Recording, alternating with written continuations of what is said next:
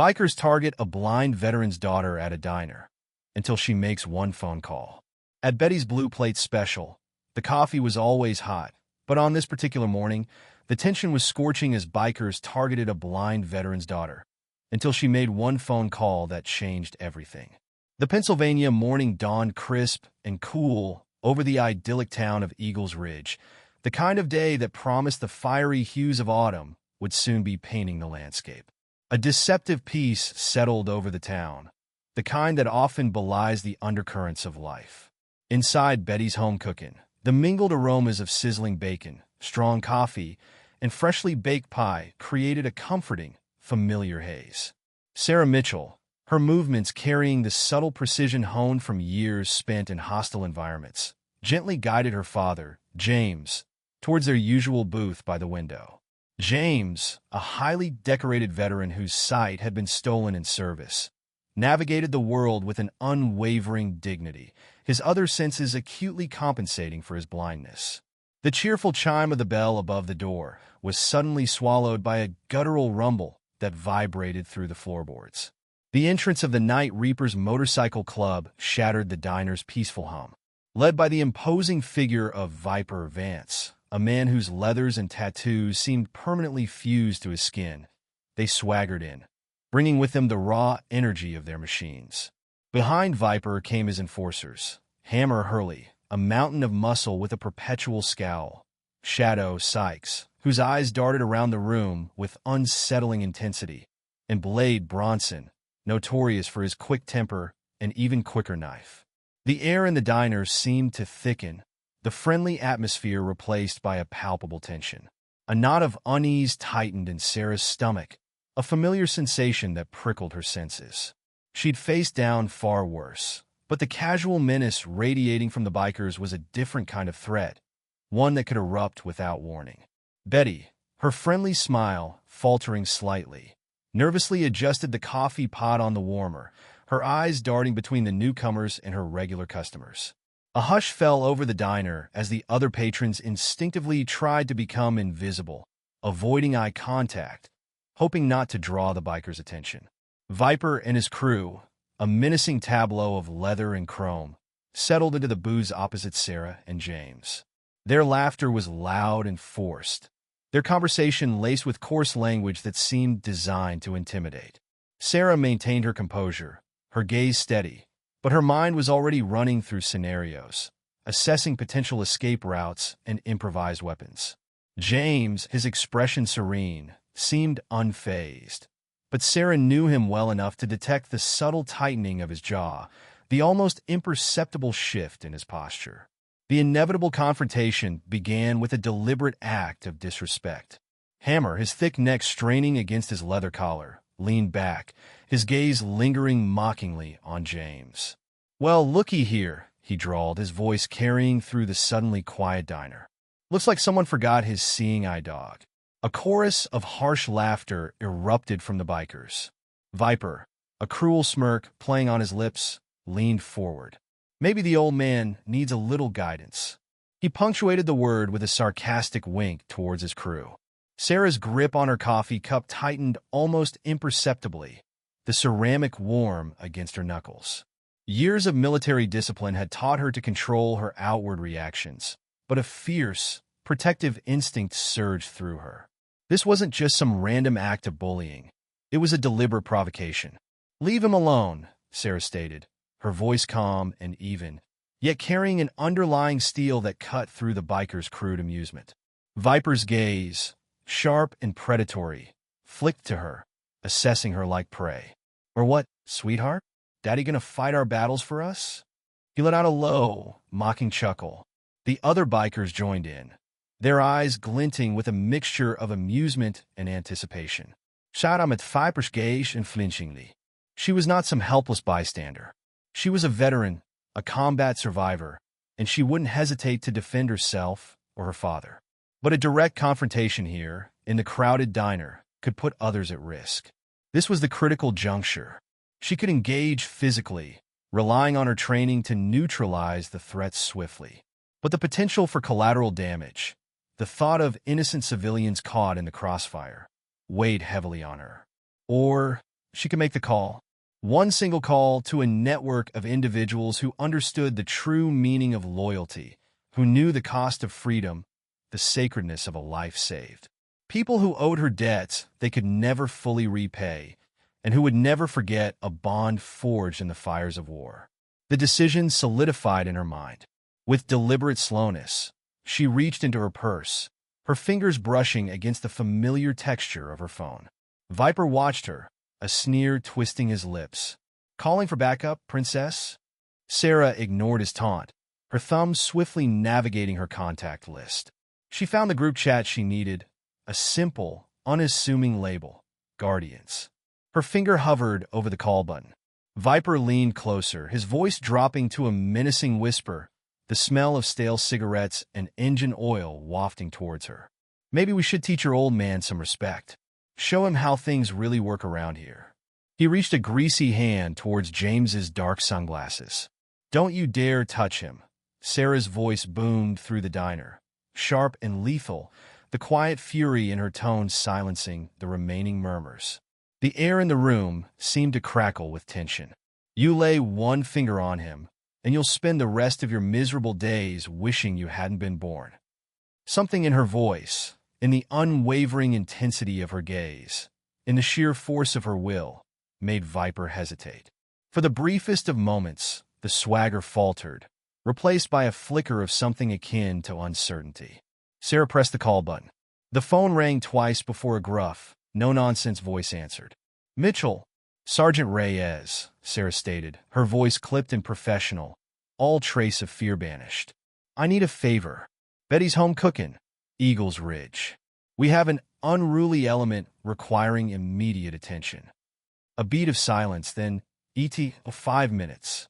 Sarah ended the call, her gaze returning to Viper, who now regarded her with narrowed, calculating eyes. The bravado had begun to chip away, replaced by a dawning realization that he might have miscalculated. "Consider this your only warning," she said, her voice low and dangerous, each word carrying the weight of unspoken threats. "You have approximately 5 minutes before things get considerably more complicated for you." She glanced at her watch, the digital numbers glowing a steady green in the dim light of the diner. Viper scoffed, but the forced arrogance in his expression couldn't completely mask the flicker of unease that had begun to surface. 5 minutes?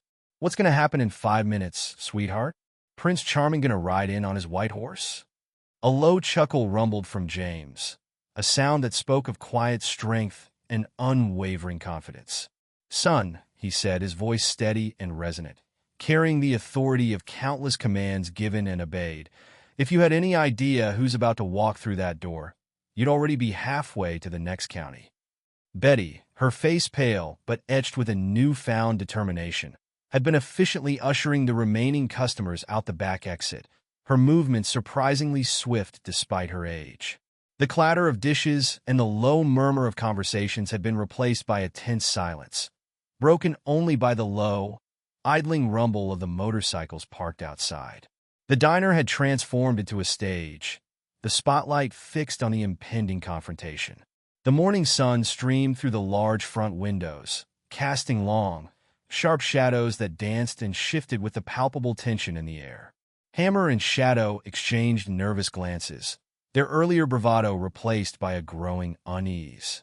Something about Sarah's unwavering composure, her father's quiet confidence, was starting to unnerve them. "All right, sweetheart," Viper said, his voice losing some of its earlier swagger, the predatory gleam in his eyes now tinged with a hint of apprehension. "What's your little game?" Sarah simply offered a small, enigmatic smile, a subtle curve of her lips that didn't quite reach her eyes. "Patience, Viper. Patience is a virtue, or so I've been told." Just as the digital clock on her watch clicked down to 0, the distinct sound of approaching vehicles sliced through the tense silence. But these weren't the familiar growls of motorcycles. These were the high-pitched whines of powerful engines, the synchronized rhythm of a coordinated arrival, growing louder with each passing second. A convoy of SUVs and pickup trucks, some bearing subtle military modifications, screeched to a halt outside the diner, effectively boxing in the bikers' motorcycles. Doors slammed open in unison, and figures emerged, men and women. Their movements fluid and purposeful, their eyes scanning the surroundings with a practiced intensity. They weren't in uniform, but there was an unmistakable military bearing about them, a shared language of posture and awareness that spoke volumes. Leading the group was Colonel Hammerhead Harrison, a towering figure with a weathered face and eyes that had witnessed the harsh realities of conflict. Medals adorned his civilian jacket, silent testaments to his distinguished service. He strode into the diner, his gaze sweeping over the scene with a practiced eye, instantly assessing the situation. He stopped in front of Sarah, a flicker of concern quickly replaced by a look of grim determination. "Mitchell, report." "Situation contained, Colonel," Sarah replied, her voice calm and professional. The tension she'd been holding now replaced by a quiet resolve. Potential threat imminent, requiring immediate neutralization. The Night Reapers stared, their bravado visibly deflating. They were outnumbered, outmaneuvered, and, more importantly, they were outmatched by a different breed of adversary. These weren't just ordinary citizens. These were warriors, battle-hardened veterans who operated with a level of discipline and lethal efficiency they couldn't comprehend. They recognized the cold, focused intensity in their eyes, the silent promise of violence that was far more potent than any empty threat. Blade, the gang's hothead, instinctively reached for the knife concealed in his boot.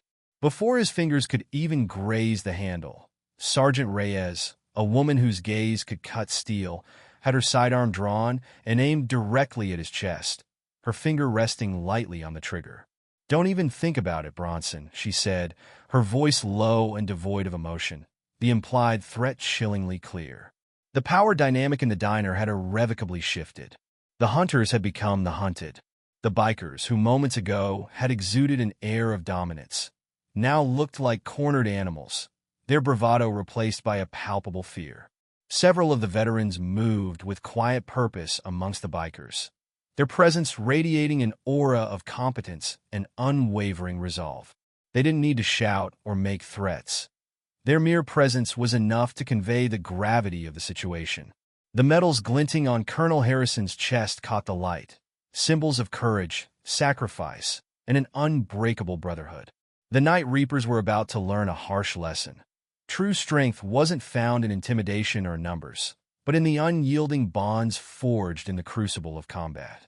Viper's eyes darted around the diner, taking in the scene, the color draining from his face. He saw his crew surrounded by a force that was far more dangerous and determined than anything they had ever encountered. These weren't just individuals. They were a unit, a cohesive whole bound by shared experiences and a fierce loyalty that ran deeper than any gang allegiance. Shadow, the gang's typically silent observer, suddenly edged towards the back door, a desperate attempt to escape. He found his path blocked by two towering figures, their expressions implacable. He froze, his shoulders slumping in defeat. Then, an unexpected act of defiance. Hammer, his face a mask of conflict, slowly unbuckled his leather vest. The Night Reaper's patch, once a symbol of pride, now feeling like a brand of shame. He ripped it off, the sound tearing through the tense silence, and dropped it to the floor. "I'm done," he said, his voice surprisingly steady, his gaze fixed on Colonel Harrison. "I did 3 tours. This ain't what I signed up for." His actions seemed to break the dam. Another biker, then another, began removing their vests, the symbols of their former life falling to the linoleum with a soft thud. The sound echoed through the diner, a tangible representation of allegiances shifting, of lives potentially changing course. "You traitors!" Viper roared, his face contorted with a mixture of rage and betrayal. But his voice sounded weak, desperate, against the quiet determination of the veterans. He watched his authority crumbling as his gang began to unravel. Colonel Harrison stepped forward, his gaze sweeping over the former gang members who had discarded their colors. "For those of you who are ready to leave this life behind," he said, his voice resonating with authority and a surprising hint of understanding, "there's another way. The Veterans Alliance has a program. Job training, counseling support, a chance to find purpose again. Something real to fight for." Several of the former gang members straightened instinctively, their military bearing, long suppressed, beginning to resurface. Betty emerged from the kitchen, carrying a large carafe of coffee, her hands remarkably steady now. She placed it on the table in front of Sarah and James, a small, genuine smile gracing her lips. "Breakfast is on the house today, folks," she announced, her voice clear and strong. "Seems like you've been protecting this place all along." "Just doing what needed doing," Sarah replied simply, her hand briefly squeezing her father's. They both understood that true protection often came not from brute force, but from a quiet, unwavering resolve. As Viper, his reign of intimidation over, was led away in handcuffs, a palpable shift occurred in the atmosphere of Eagles Ridge. The fear that had gripped the town for so long began to recede, replaced by a fragile but growing sense of hope. The silence was no longer one of fear, but of contemplation, of possibilities. Later that afternoon, Hammer stood with Sarah outside the diner, watching as the remaining Night Reapers' motorcycles were loaded onto a flatbed truck. "It ain't gonna be easy," he said, his gaze fixed on the empty parking spaces. "Folks around here ain't gonna forget what we done overnight." "No," Sarah agreed, her voice quiet but firm. "But maybe they'll remember what you do next." Colonel Harrison approached them, a thoughtful expression on his face. "Hammer, you got any experience with mechanics?" Hammer looked surprised. "Yes, sir. Before all this." "Good," Harrison said, a hint of a smile playing on his lips. "We've got some vehicles that could use a skilled hand. Interested in helping out at the Alliance garage?" A flicker of something akin to hope sparked in Hammer's eyes. "Yes, sir. I would be." Betty brought them out mugs of coffee, offering them with a warmth that hadn't been present earlier. The transformation, it seemed, had already begun. In the following weeks, Eagles Ridge underwent a remarkable metamorphosis. The warehouse that had served as the Night Reapers clubhouse was repurposed into the Veterans Alliance Outreach Center, the sounds of roaring engines replaced by the clang of tools and the low murmur of conversations. Former gang members, now stripped of their intimidating leathers, worked alongside community volunteers, rebuilding not just structures, but also trust. At the next town hall meeting, the proposal for the Veterans Rehabilitation Program initially met with skepticism and apprehension. The scars left by the Night Reapers were still fresh. But when James spoke, his voice filled with the quiet authority of a man who had earned respect through sacrifice and service. A hush fell over the room. "These men lost their way," he said, his sightless eyes seeming to focus on each individual present, "like many warriors do when they come home.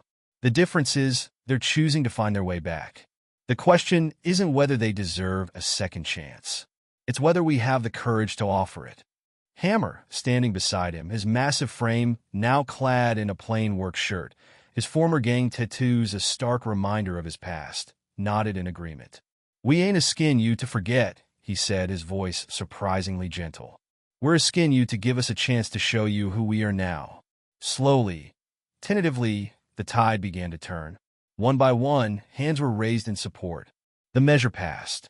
Eagles Ridge had chosen hope over fear, redemption over resentment. A community was being rebuilt, stronger and more resilient than before. The message was clear. Even those who had strayed furthest could find their way back, and the greatest strength of a community lay not in exclusion, but in the power of inclusion and forgiveness. Months melted into seasons, and Eagles Ridge blossomed into a testament to the transformative power of second chances. The Veterans Alliance Outreach Center became a hub of activity, a place where former adversaries learned to work side by side, their shared experiences forging an unexpected camaraderie. Hammer, proving his mechanical aptitude, became the go-to guy for anything with an engine, his gruff exterior softened by a quiet pride in his work. Shadow, surprisingly adept at organization, managed the center's logistics with a meticulousness that belied his former outlaw persona. Betty's home cooking remained the unofficial meeting place for the town, the aroma of her apple pie, now affectionately known as Redemption Pie, a constant reminder of the journey they had undertaken. The booths that had once been a stage for intimidation now hosted conversations about community projects, veteran support groups, and the everyday joys and struggles of life in Eagles Ridge. One sunny afternoon, a sleek black sedan pulled up outside the outreach center. A man in an expensive suit emerged, his face etched with skepticism. He was a representative from a neighboring town, a place still grappling with the fear and resentment left in the wake of a similar biker gang. He'd come to Eagles Ridge with a mixture of curiosity and doubt, unsure if the stories he'd heard were too good to be true.